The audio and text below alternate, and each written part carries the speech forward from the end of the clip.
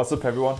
Sean here. So today what I thought I'd do is talk about the 3 essential steps to increasing speed on guitar. This 3-point plan is intended for everyone. It doesn't matter if we're trying to get quicker at licks, it doesn't matter if we're trying to get quicker at chord changes, whatever the case may be, this is a one-size-fits-all approach. If you use this 3-point plan, then you should see progress much quicker than if you don't use it at all.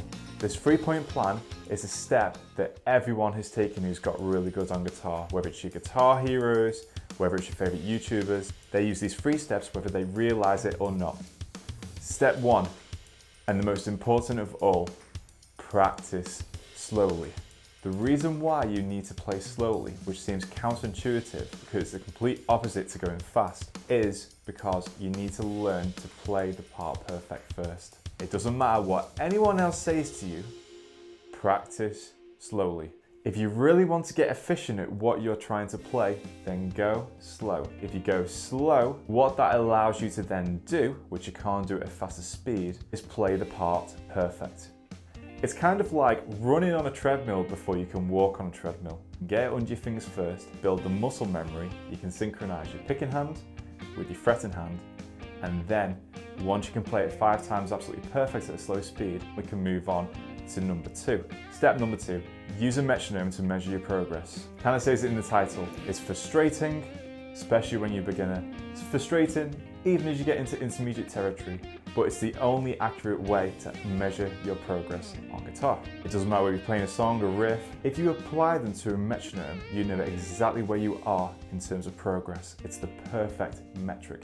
You know where you're up to and where you need to go. The trick when using a metronome is to try and hear how it should sound when you're playing that lick or that riff at a slower speed. There's loads of free metronomes online. You don't have to have a physical one. Just type it in Google. Playing to a metronome really refines your skill. No matter what blues players might say, who say, oh, you might lose your feel, it's absolute nonsense. Any guitar player worth their weight in salt will tell you that the best way to measure progress is by using a metronome. Step 3. Increase the metronome speed by 10 beats per minute. Every time you can play something 5 times perfect at the metronome speed you're currently at, is the time to bring up the speed by 10 beats per minute. The reason why we're going to increase by 10 beats per minute each time is so that it doesn't feel too difficult and it doesn't feel too easy. Don't be jumping 50 beats per minute or 60 beats per minute. That's a massive leap.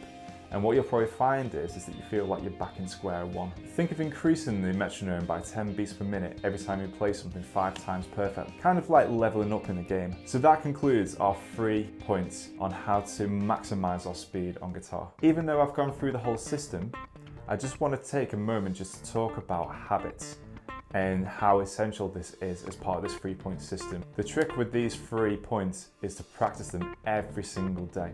If you practice this 3-point system every single day with that exact same lick or that exact same riff, you will be so surprised how quick you will get on guitar. If you only do it one day and you don't do it for the rest of the week, then you're not really going to see any results. So consistency on guitar is key. So the more you use these 3 points, the more you practice, the harder you work towards these goals, the quicker it will work. You don't need any other system. You can ignore every other YouTube video. Extra tips. Number 1, practice the lick in segments. If you're struggling, try splitting that lick or that riff or that solo or that chord progression into tinier pieces. Practice them independently of each other and then blend them together. And you might be quite surprised at the end result. Tip number 2, don't judge yourself too harshly.